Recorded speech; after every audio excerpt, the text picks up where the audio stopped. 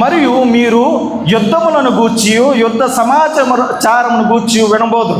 మీరు కలవరపడకుండా చూచుకోండి, ఇవి జరగవలసి ఉన్నవి. ఏంటంట?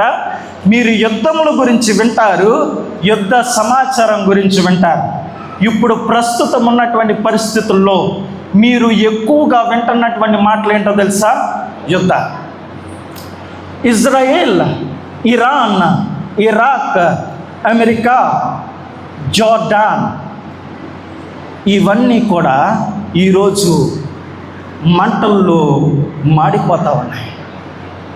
యుద్ధం చెలరేగింది. దేశం మీదకి దేశం, రాజ్యం మీదకి రాజ్యం, యుద్ధాలు జరిగిపోతూ ఉన్నాయి. యుద్ధం వల్ల కరువు రాబోతూ ఉన్నది. యుద్ధం వల్ల అనేకమైనటువంటి దారుణమైనటువంటి పరిస్థితులు మనకి రాబోతూ ఉన్నాయి.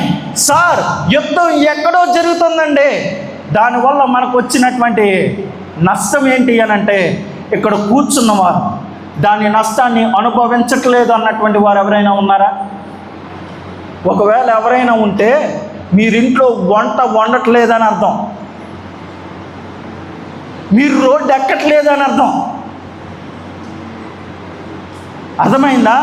ఎక్కడో యుద్ధం జరుగుతుంది, అక్కడ జరిగినటువంటి యుద్ధాన్ని బట్టి నీకు నాకు కరువు వచ్చింది. ఈరోజు వంట వండుకోవడానికి 2 నెలల క్రితం భారతదేశంలో ఉన్నటువంటి జనాభా అతలాకుతలం చెందే. ఎలాంటి పరిస్థితులు అనంటే, ఎక్కడ దొరుకుద్ది గ్యాస్ బండ, ఎక్కడ దొరుకుద్ది అని వెంటాడారు దాన్ని. ఎందుకో తెలుసా? యుద్ధం. దాని కారణం వల్ల వచ్చేటువంటిది ఏంటో తెలుసా? కరువు వస్తుంది. అదే పరిస్థితిని మనం ఇప్పుడు అనుభవిస్తున్నాం. దాన్ని యుద్ధాలు వచ్చాయి, రాజ్యాల మీదకి రాజ్యాలు వచ్చాయి, మనుషుల మీదకి మనుషులు చెలరేగుతూ ఉన్నారు. ఇప్పుడున్నటువంటి పరిస్థితుల్లో, ఇప్పుడున్నటువంటి ఆంధ్రప్రదేశ్ మరియు తెలంగాణ రాష్ట్రాల్లో మనుషుల మీద మనుషులు విపరీతమైనటువంటి విషం కక్కుకునేటువంటి సంస్కృతి ఇప్పుడు చూడగలుగుతూ ఉన్నారు. మీరు గతించిన కాలంలో మీరు ఎప్పుడు చూడనటువంటి దినాలు ఇప్పుడు చూస్తూ ఉన్నారు. ఈ దినాలు ఎలాంటి దినాలు అనంటే, అంత్య దినాలకు సూచన లాంటి దినాలు. ఎలాంటి దినాలు అనంటే, క్రైస్తవుడు నడి రోడ్డు మీద నడవడానికి కూడా వీలు లేనటువంటి పరిస్థితులు ఈరోజు నీకు నాకు నెలకొన్నాయి. ఈరోజు అక్కడ రోడ్ల మీద ప్రార్థన చేయలేని, ఈరోజు రోడ్ల మీద వాక్యం చదవలేని, వాక్యం ప్రకటించలేని దరిద్రమైనటువంటి పరిస్థితులు ఈరోజు నవ సమాజంలో ఏర్పడుతూ ఉన్నాయి.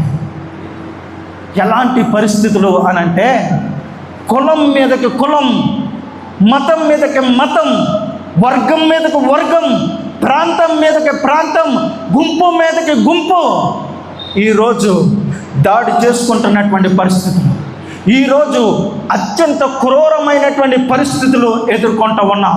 ఆలోచన చేయండి. ఇక్కడ విశ్వాసులుగా ఉంటున్నటువంటి వారు ఎవరైతే ఉన్నారో మీ గురించి ఈ మాటలు రాస్తూ ఉన్నాడు. ఏంటో తెలుసా?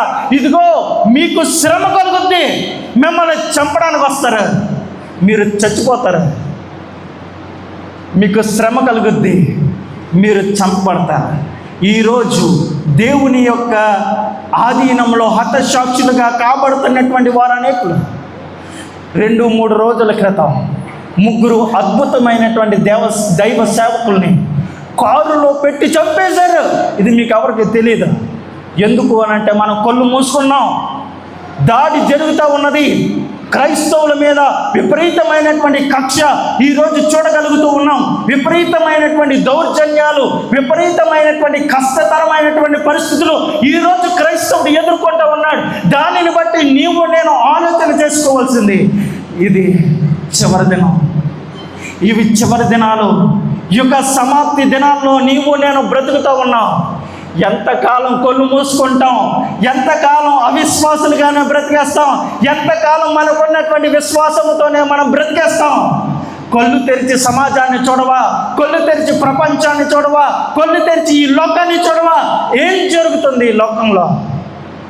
ఏం జరుగుతుంది ఈ లోకంలో? ఆలోచన చేయండి. ఏదైతే యేసుక్రీస్తు ప్రభువుల వారు 2026 సంవత్సరాల క్రితం ఆయన తన శిష్యులకు ఆయన బోధించాడో, తన శిష్యులకు సూచనలుగా చెప్పాడో అవే ఇప్పుడు జరుగుతూ ఉన్నాయి. ఇప్పుడున్నటువంటి పరిస్థితికి ఖచ్చితంగా సరిపోయేటువంటి మాటలు ఇవి. అయితే ఇవి యుగ సమాప్తమైనటువంటి మాటలు. ఇవి చివరి దినాల్లో జరుగుతున్నటువంటి పాటలు.